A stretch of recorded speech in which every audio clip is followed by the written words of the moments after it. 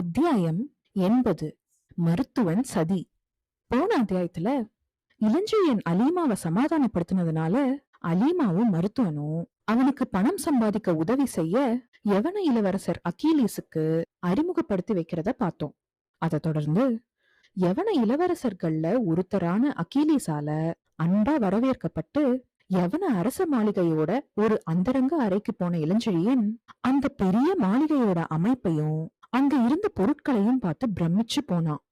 அட்டோலிஸ் கடற்கரையில இருந்து நகரத்துக்குள்ள போனதும் சுமார் 15 ஸ்டேடியா தூரத்துல இருந்த அந்த பெரிய அரண்மனையோட சிகரங்கள் அட்டோலிஸ்ல இருந்த எல்லா மாளிகைகளையும் விட அதிக உயரமா இருந்தது மட்டும் இல்லாம மாளிகையோட உட்புறத்தோட அளவும் தோட்டங்களும் நீளமான புல்வெளிகளும் மன்னர் குடும்பத்தை மட்டும் இல்லாம ஒரு சின்ன படையையும் பந்தோபஸ்துக்கு வச்சுக்கிற அளவுக்கு பெரிய நிலப்பரப்பை கொண்டதா இருந்தது. அங்க இருந்த புல்வெளியில பல வகையான குதிரை குட்டிகள் சுத்தி சுத்தி ஓடிக்கிட்டு இருந்தத இளவரசனோட அந்தரங்க அறையில இருந்து பார்த்த இளஞ்செழியனுக்கு அந்த குட்டிகளை ஓடி போய் கட்டுப்பிடிச்சுக்கணும் போல ஆசையா இருந்தது. அந்த அறைக்குள்ள தமிழகத்தோட விலையுயர்ந்த வாட்களும் கேடயங்களும் சுவர்கள்ல மாட்டப்பட்டிருந்தது. அது கூட தமிழகத்துக்கும் அப்பால் தூரமா கிழக்குல இருந்த சோனகர் நாட்டு சித்திர வேலைப்பாடுள்ள வெள்ளை மண்பாண்டங்களும் அழகுக்காக அங்க வரிசையா வைக்கப்பட்டிருந்ததை கவனிச்ச இளஞ்செழியன் கிழக்கு நாடுகளின் இந்த செல்வங்களை பார்த்துதான் யவனர்கள் அந்த நாடுகளை கை கொள்ள ஆசைப்படுகின்றனர் தனக்குள்ளேயே சொல்லிக்கிட்டு தன்னை உத்து பாத்துக்கிட்டு எதுவும் பேசாம நின்னுகிட்டு இருந்த இளவரசர் அக்கீலீஸ பார்த்தான். அசல் யவனராணியோட பிரதிபிம்பமா இருந்த அக்கீலீஸுக்கு யவனராணியோட அதே நீலமணி கண்களும் அவன் ஆணுன்றதுனால அவனோட தலைமுடி வெட்டப்பட்டு யவனராணியோட கொண்டைய மாதிரி சுருட்டி கட்டப்படாம வார்வாரா அவனோட தோள்கள்ல ஒராஞ்சிக்கிட்டு இருந்தது. அதோட நிறம் யவனராணியோட கோல் நிறத்த மாதிரியே பாக்குறதுக்கு பொன் கம்பிகளை மாதிரி இருந்தது. அக்கீலீஸோட நடையில ஒரு கம்பீரம் இருந்தது. ராணிக்கும் அக்கீலீஸுக்கும் ஒரே ஒரு முக்கியமான வித்தியாசம் மட்டும்தான் தெரிஞ்சது. ராணிய விட அக்கீலீஸ் கொஞ்சம் உயரமா இருந்தான். ஆனா இளவரசன் உடம்பு புஷ்டியா இல்லாம ஒல்லியா இருந்ததுனால அவனோட உயரம் பார்வைக்கு இன்னும் அதிகமாவே தெரிஞ்சது. இளஞ்செழியன் தன்னை இப்படி உத்து பாத்துக்கிட்டு இருந்ததை கவனிச்ச அக்கீலீஸ் லேசா சிரிச்சுக்கிட்டே அரசர்கள் உட்கார அந்த அறையோட நடுவுல போடப்பட்டிருந்த பெரிய ஆசனத்துல உட்காந்துகிட்டு இன்னொரு ஆசனத்தை இளஞ்செழியனுக்கு காட்டி, உட்காருங்கள், உட்கார்ந்து கொண்டே என்னை ஆராயலாம்னு சொன்னான். தான் அளவுக்கு மீறி அநாகரிகமா இளவரசனை அக்கா அலசினதை நினைச்சு வெக்கப்பட்ட இளஞ்செழியன், இளவரசர் மன்னிக்க வேண்டும், திடீரென ஏற்பட்ட பிரமிப்பு என்னை அப்படி பார்க்க வைத்து விட்டதுன்னு சொல்லி மன்னிப்பு கேட்டு உட்காராமலே இளவரசர் நீ ஏதோ சொல்ல தொடங்கினான். இளஞ்செழியனை மேல பேச அனுமதிக்காம முதலில் உட்காருங்கள், பிறகு பேசுவோம்னு சொன்னா அக்கீலீஸ். இளவரசருக்கு முன்பு நான் அமருவது உசிதமாய் இருக்காது. தவிர தாங்களும் நானும் நீண்ட நேரம் பேச வேண்டுமானால் சம்பாஷணையை மொழிபெயர்க்க அலீமாவாவது வேண்டும். 3ஆம் பேர் வழி முன்பாக சாதாரண மனிதனான நான் தங்களுக்கு எதிரில் அமருவது தவறு. தாங்கள் அதற்கு இடம் கொடுத்தாலும் நான் ஒப்ப மாட்டேன்னு பதில் சொன்னா இளஞ்செழியன். உங்கள் நாட்டு மொழி எனக்கு நன்றாக தெரியும். என் சகோதரி ஒருத்திக்கு நாங்கள் தமிழ் கற்பித்தோம். அப்போது நானும் பலமுறை கூட இருந்திருக்கிறேன். அது மட்டுமா, பாடம் கேட்கும் சமயங்களைத் தவிர என் சகோதரி என்னிடம் தமிழில்தான் பேசி பேசி பிராணனை வாங்குவாள். அவளை பற்றி உங்களுக்கு தெரிந்தால் ஆச்சரியப்படுவீர்கள். விஷமத்துக்கு பெயர் போனவள்னு சொன்னா அக்கீலீஸ். அதை கேட்டு லேசா சிரிச்ச இளஞ்செழியன், தங்கள் சகோதரி மிகவும் திறமை வாய்ந்தவர்கள்தான். இல்லாவிடில் தொலைதூரம் உள்ள தமிழகம் வருவார்களான்னு கேட்டான். இளஞ்செழியன் சொன்னதை கேட்டு அக்கீலீஸ் ஆசனத்துல இருந்து சட்டுன்னு எழுந்து, என்ன, என் சகோதரியை தெரியுமா உங்களுக்குன்னு ஆச்சரியமா கேட்டான்.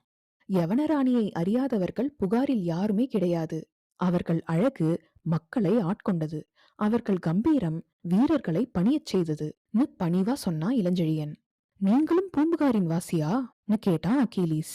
ஆமாம்னு சாவதானமா சொன்னா இளஞ்செழியன். பூம்புகாரில் உங்கள் தொழில்? படையில் சேவை புரிபவன். போர் வீரரா நீங்கள்? ஆம்னு சொன்னா இளஞ்செழியன். அதை கேட்டதும் கொஞ்ச நேரம் அக்கீலீஸ் மௌனமா இருந்தான். திரும்ப அந்த அறையில அங்கேயும் இங்கேயும் நடந்த அக்கீலீஸ் திடீர்னு இளஞ்செழியன் முன்னாடி வந்து நின்னு, எந்த படையில் பணிபுரிகிறீர்கள்னு கேட்டான். உடனே டைபீரியஸின் படையில்னு திடமா சொன்னா இளஞ்செழியன்.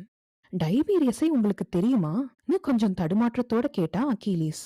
அதை கவனிச்சு எச்சரிக்கை அடைஞ்ச இளஞ்செழியன் அதுக்கப்புறம் ஜாக்கிரதையா பதில் சொல்ல ஆரம்பிச்சு, டைபீரியஸை நன்றாக தெரியும், என் படைத்தலைவர் அல்லவா அவர்னு சொன்னான். டைபீரியஸ் படையா திரட்டி இருக்கிறான்? எதற்கு படை? நீ எதுவும் தெரியாதவன மாதிரி கேட்டா அக்கீலீஸ். புகாரை காக்க படைத்தலைவன் வேண்டுமல்லவா சொன்னா இளஞ்செழியன். புகாரை டைபீரியஸ் காப்பானேன்? அந்த நாட்டு மன்னர்கள் இல்லையா கேட்டா அக்கீலீஸ். புகார் சோழ நாட்டின் தலைநகரம் இளவரசே. அந்த நாட்டு மன்னன் ஒரு வஞ்சகனால் கொல்லப்பட்டதாலும் அதன் விளைவாக ஏற்பட்ட உள்நாட்டு சண்டையாலும் நாட்டு எல்லையில் உள்ள துறைமுக நகரமான புகார் காப்பாரின்றி தத்தளித்தது. அந்த சமயத்தில்தான் டைபீரியஸும் யவனராணியும் தங்கள் கப்பல் தீக்கிரையாகி தெய்வாதீனமாக தப்பி புகார் சேர்ந்தார்கள். தெய்வம்தான் டைபீரியஸை புகாரில் சேர்ப்பித்திருக்க வேண்டும். அவர் வரவால் புகார் திடப்பட்டது. டைபீரியஸை கண்டதுமே யவனர்கள் அவருக்கு அடிமையாகிவிட்டார்கள். புகாரை ஏற்கனவே காத்து நின்றவர்கள் யவனர்கள்தான். டைபீரியஸ் வந்ததும் அவர்களுக்கு ஒரு நிகரற்ற தலைவரும் கிடைத்துவிட்டார். இப்படி யவனர் பலம் புகாரில் ஓங்கவே புகார் மட்டும் உள்நாட்டு சண்டையில் சிக்கவில்லை. சோழ அரசை பறித்த வஞ்சகன் கையிலும் அது அகப்படவில்லை. நீ உண்மைய அரையும் குறையுமா திருத்திச் சொன்னான் படைத்தலைவன். இப்போது புகார் யார் வசம் இருக்கிறது கேட்டான் இளவரசன். நான் நாட்டை விட்டு புறப்படும் போது யவனர் கைகளில் இருந்தது. ராணிக்கு புகாரில் முடிசூட்டுவதாக கூட ஒரு வதந்தி கிளம்பியது. இப்போது நிலைமை என்னவோ தெரியாது சொன்னா இளஞ்செழியன். நீங்கள் யவன நாடு புறப்பட காரணம் கேட்டான் அக்கீலீஸ். நானாக புறப்படவில்லை சொன்னா இளஞ்செழியன். யார் அனுப்பி வைத்தார்கள் கேட்டான் இளவரசன். அது ஒரு பெரும் கதை இளவரசே. நான் டைபீரியஸின் படையில் சேர்ந்து கொண்டது பற்றி புகாரில் உள்ள தமிழர்கள் பலர் வெகுண்டார்கள். என்னை கொல்லவும் முயன்றார்கள். ஆனால் என்னை கொன்றால் டைபீரியஸ் என்ன செய்வாரோ என்று பயந்து இரவில் நான் தூங்கிக் கொண்டிருக்கையில் என்னை தூக்கிச் சென்று மேற்றிசை அடிமை வர்த்தகர்களிடம் விற்றார்கள். அடிமை வர்த்தகர்களின் மரக்கலம் கொள்ளைக்காரர்களிடம் பிடிபட்டது. ஆகவே நான் கொள்ளைக்காரரை ஏமாற்றி இலியாசுவிடம் அவர்களை ஒப்படைத்தேன். அங்குதான் அலீமாவை சந்தித்தேன். சொல்லிக்கிட்டே போன இளஞ்செழியனை தடுத்து மீதி விவரங்களை அலீமா சொன்னாள். உங்களை ஏதோ படைத்தலைவர் என்று கூறினாளே அவள் சந்தேகமா கேட்டா அக்கீலீஸ். நான் காட்டிய பக்திக்கு பரிசாக டைபீரியஸ் எனக்கு ஒரு உபதலைவன் பதவியை அளித்தார் சொன்னா இளஞ்செழியன். டைபீரியஸின் போக்கு விசித்திரமாய் இருக்கிறது. ஒரு உபதலைவனை விஷம் வைத்துக் கொள்கிறான், இன்னொருவனை உபதலைவனாக்குகிறான் சொன்னா அக்கீலீஸ். அதை கேட்ட இளஞ்செழியன், அதுதானே ராஜதந்திரம். துணை நிற்பவனுக்கு பதவியும் எதிர்ப்பவனுக்கு மரணத்தையும் அளிப்பது சொன்னான். அதை கேட்ட அக்கீலீஸ் சத்தமா சிரிச்சிட்டு, நீங்கள் நன்றாக பேசுகிறீர்கள்.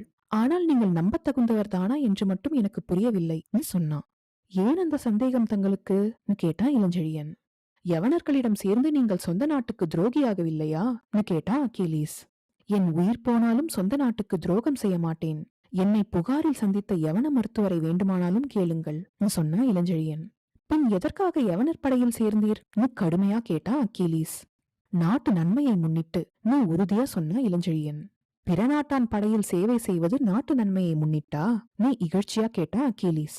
இளஞ்செழியன் உறுதியா அக்கீலீஸை நேருக்கு நேர் பார்த்து, இளவரசே, அரசியல் சிக்கல் என்பது சுலபமாக பிரிக்கக்கூடியதல்ல. பல வேளைகளில் அறிவுக்கு பொருத்தமாக நடந்து கொள்வது கூட நாட்டை அபாய நிலையில் இழுக்கும். குருட்டுத்தனமான நாட்டு பக்தி மட்டும் பலன் தராத சமயங்களும் வரலாற்றில் உண்டு.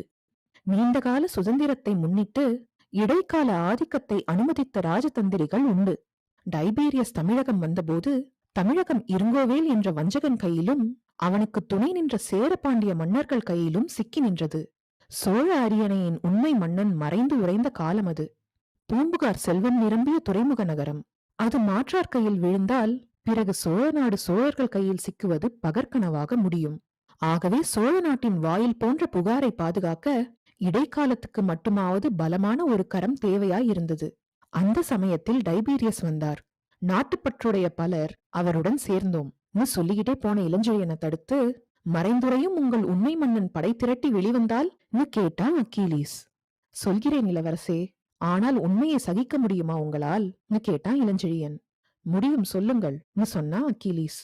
டைபீரியஸுக்கு எதிராக திரும்பி புகாரை யவனர் பிடியிலிருந்து விடுவித்திருப்போம் சொன்னா இளஞ்செழியன். அதை கேட்ட அக்கீலீஸ் இளஞ்செழியன் பக்கத்துல வந்து அவனோட 2 கையையும் பிடிச்சுக்கிட்டு, நாட்டுப்பற்றுடையவன் பேசும் முறையில் பேசினீர்கள். அதற்காக உங்களை மதிக்கிறேன். ஆமாம், உங்கள் பெயர் கேட்டான். ஏன் அலீமாவோ மருத்துவனோ கூறவில்லையா கேட்டான் இளஞ்செழியன். இல்லை, இன்றுதானே நான் வந்தேன் எங்கள் நாட்டிலிருந்து சொன்னா அக்கீலீஸ். அதை கேட்ட இளஞ்செழியன் பல விஷயங்களை உறுதிப்படுத்திக்கிட்டான்.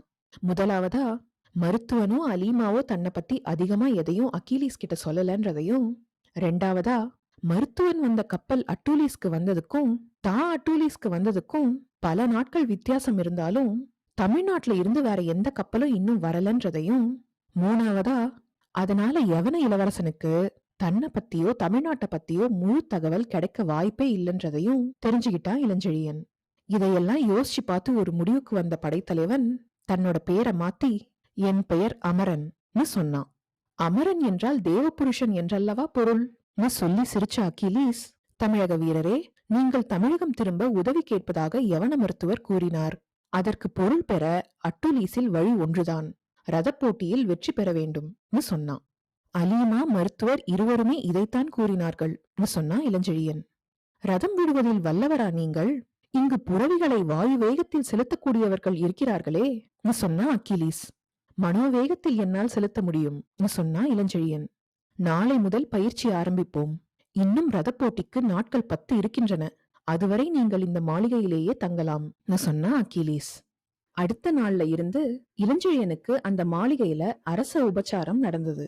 அன்னைக்கு இரவே இளஞ்செழியன் அலீமாவையும் மருத்துவனையும் தன்னோட அறைக்கு கூப்பிட்டு தனக்கும் அக்கிலீஸுக்கும் நடந்த சம்பாஷணைய விளக்கி சொன்னான். தன்னோட உண்மையான பேரை சொல்லி கூப்பிடாம புது பேரை சொல்லி கூப்பிடும்படியா எச்சரிக்கை செஞ்சான் இளஞ்செழியன்.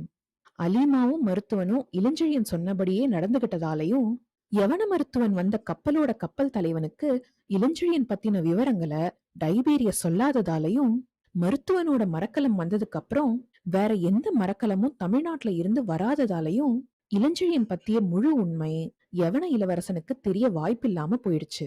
அது தவிர குதிரைகள் மேல உயிரையே வச்சிருந்த அக்கிலீஸுக்கு இளஞ்செழியனுக்கு குதிரைகள் பத்தி தெரிஞ்ச விஷயங்கள் அவன் மேல இருந்த மதிப்பை இன்னும் ஜாஸ்தி ஆக்கிச்சு. குதிரை சாலையில இருந்த குதிரைகளை பார்த்த இளஞ்செழியன் திடமா இருந்த குதிரைகளை விட்டுட்டு இழைச்சு இருந்த 2 வெண்ணிற குதிரைகளை தனக்காக தேர்ந்தெடுத்துக்கிட்டதை பார்த்து ஆச்சரியப்பட்ட அக்கிலீஸ், இவற்றை ஏன் தேர்ந்தெடுத்தீர்கள்னு கேட்டான். இவற்றின் உடல்களில் வளைவுகள் நிரம்ப இருக்கின்றன. கால் நரம்புகள் அனாவசிய சதைகளால் கொழுப்பு கொள்ளவில்லை. தவிர நடுமுகத்தில் இருக்கும் சுழிகள் புறவிகள் அதி உன்னத அரபு ஜாதி என்பதை நிரூபிக்கின்றன சொன்னான் படைத்தலைவன். அதை கேட்டு சந்தோஷப்பட்ட அக்கிலீஸ் அன்னையில இருந்து எப்பயும் இளஞ்செழியன் கூடயே தன்னோட நேரத்தை ஓட்டினான். அரண்மனையோட தோட்டத்திலேயே 2 பேரும் ரதங்கள்ல குதிரைகளை பெனச்சி ஓட்டி பழகினாங்க. 4-5 நாட்கள்லயே 2 பேரும் இணைப்பிரியா சகோதரர்களை மாதிரி பழகினதை பார்த்து அரண்மனையில வேலை செஞ்சுக்கிட்டு இருந்த எல்லாருமே ஆச்சரியப்பட்டாங்க. அவங்க 2 பேருக்குள்ளேயும் வளர்ந்த அன்புனாலேயே இளஞ்செழியனுக்கும் அக்கிலீஸுக்கு கிடைச்ச ராஜோபசாரம் கிடைச்சது. ஆனா அவ்வளோ உபச்சாரத்திலையும் இளஞ்செழியன் மட்டும் கொஞ்சம் வேதனையோடயே இருந்தான். தமிழ்நாடு இப்ப என்ன கதியில இருக்கும்னு நினைச்சு சரியா சாப்பிட முடியாம தூங்க முடியாம துடிச்சுக்கிட்டு இருந்தான் இளஞ்செழியன். ரத போட்டிக்கு 4-5 நாட்களுக்கு முன்னாடியே அட்டுலீஸ் நகரம் கோலாகலமா மாறுச்சு.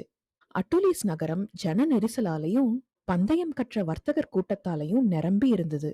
எங்க பார்த்தாலும் வீர கோஷங்களும் யார் மேல பந்தயம் கற்றதுன்ற கூச்சலும் கேட்டுக்கிட்டு இருந்தது. அட்டுலீஸோட வீதிகள்ல பலவிதமான உடைகளை போட்டுக்கிட்டு ரோமரும் கிரேக்கரும் அராபியரும் எகிப்தியரும் எத்தியோப்பியரும் வாயு வேகத்துல தங்களோட ரதங்களை ஓட்டிக்கிட்டு வீதிகளையே போட்டி அரங்கமா மாத்திக்கிட்டு இருந்தாங்க. அந்த கோலாகலத்துல அக்கிலீஸோட அரண்மனையும் கலந்துக்குச்சு. பந்தய பேச்ச தவிர வேற பேச்சு எதுவுமே காதுல விழாத அந்த நாட்கள்ல பந்தயத்துக்கு முந்தைய நாள் இரவு இளஞ்செழியன் காதுல மட்டும் வேற பேச்சு கேட்டது. அந்த பேச்சு மட்டும் அவன் காதுல விழாம இருந்திருந்தா அவனோட கதையும் அவன் கூட சம்பந்தப்பட்ட எல்லாரோட கதையும் வேற திசையில திரும்பி இருக்கும். அந்த முந்தைய நாள் இரவு தூக்கம் வராம இளஞ்செழியன் மாளிகையோட நந்தவனத்துல மெதுவா நடந்து போய்கிட்டு இருந்தப்போ யாரோ 2 பேர் பின்னாடி வர சத்தம் அவனுக்கு கேட்டது. அதனால சட்டுன்னு பக்கத்துல இருந்த ஒரு தூணோட பின்னாடி மறைஞ்சு நின்னா இளஞ்செழியன். தன் பின்னால வந்தவங்க குதிரைகள் கூடத்துக்குள்ள பேசிக்கிட்டே நுழைஞ்சாங்க. முதல்ல பேசினவனோட குரல் இளஞ்செழியனுக்கு பழக்கம் இல்லாம இருந்தாலும் 2ஆவதா பேசினவனோட குரல் மருத்துவனோடதுன்னு தெரிஞ்சது படைத்தலைவனுக்கு.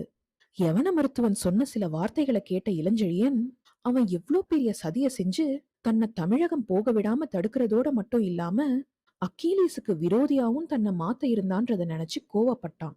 குதிரையின் இடது காலில் பச்சிலையை தடவி இருக்கிறேன். முதலில் நொண்டாது. பந்தயத்தின் 2ஆவது சுற்றில் சற்று நொண்டும். 3ஆவது சுற்றில் கால் இருமுறை மக்களித்து சரேல் என்று விழுந்துவிடும். அத்துடன் இந்த தமிழன் வாழ்வும் முடிந்துவிடும். சந்தேகமே வேண்டாம். பந்தயத்தில் தோற்றதற்காகவும் சப்பை குதிரைகளை பொறுக்கியதற்காகவும் இளவரசர் தமிழனை சிங்கங்களுக்கு தீனியாக போடுவார்.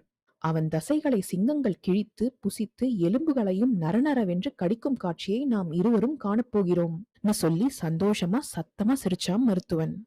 மருத்துவனோட சதியை இளஞ்செழியன் எப்படி சமாளிக்க போறான்றத பாக்குறதுக்கு முன்னாடி உறையூர்ல என்ன நடக்குதுன்றத அடுத்த அத்தியாயத்துல பார்க்கலாம்.